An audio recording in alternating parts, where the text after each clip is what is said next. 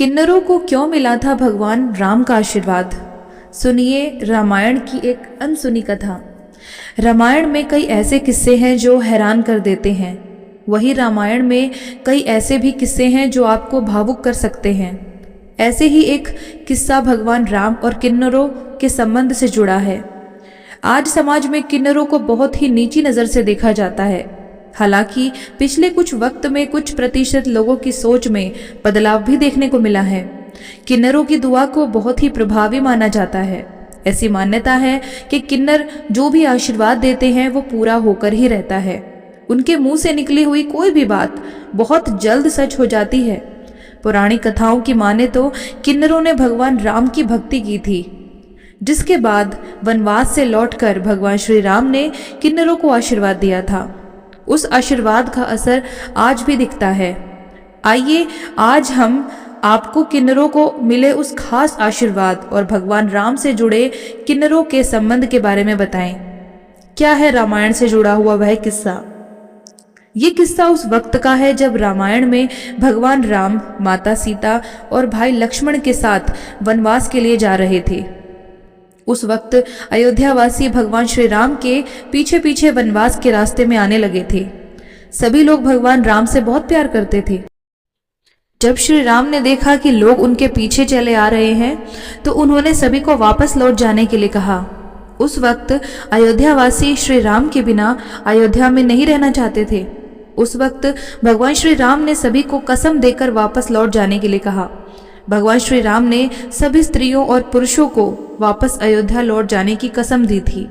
इस सौगंध के बाद सभी अयोध्यावासी वापस लौट गए और इसके बाद सभी नगरवासी प्रभु श्री राम की याद में दिन काटने लगे।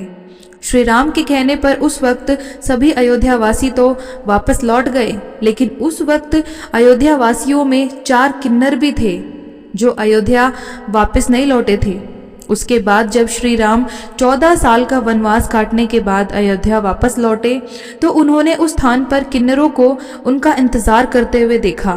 तब भगवान श्री राम ने उन किन्नरों से पूछा कि आप लोग राज्य की सीमा पर क्यों खड़े हैं?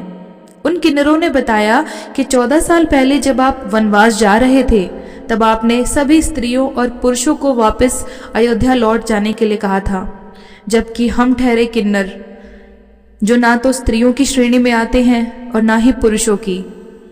किन्नर दोनों का समागम रूप है। इसी वजह से उन 4 किन्नरों ने भगवान श्री राम के इंतजार में 14 साल अयोध्या की सीमा पर ही बिता दिए। इसी भक्ति और प्यार को देखते हुए प्रभु श्री राम उन किन्नरों से बहुत ही प्रसन्न हुए और उन्हें आशीर्वाद दिया, जिसका असर आज भी दिखता है।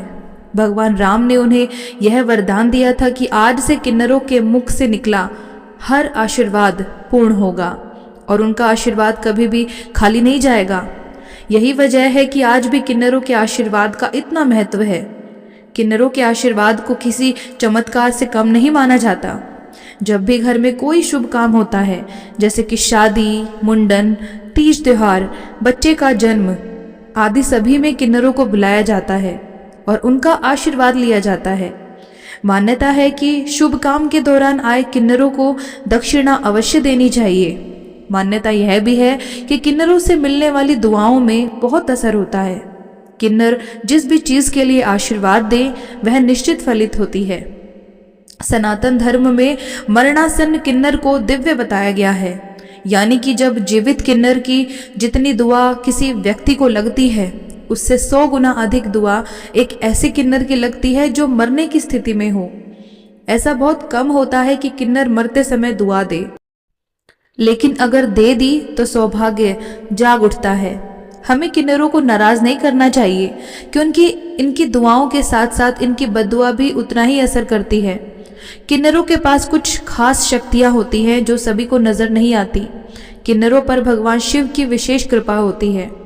भगवान शिव के आशीर्वाद से किन्नर अपनी मृत्यु तक का आभास कर पाते हैं। दोस्तों, आपको ये जानकारी कैसी लगी? कृपया कमेंट करके ज़रूर बताएं।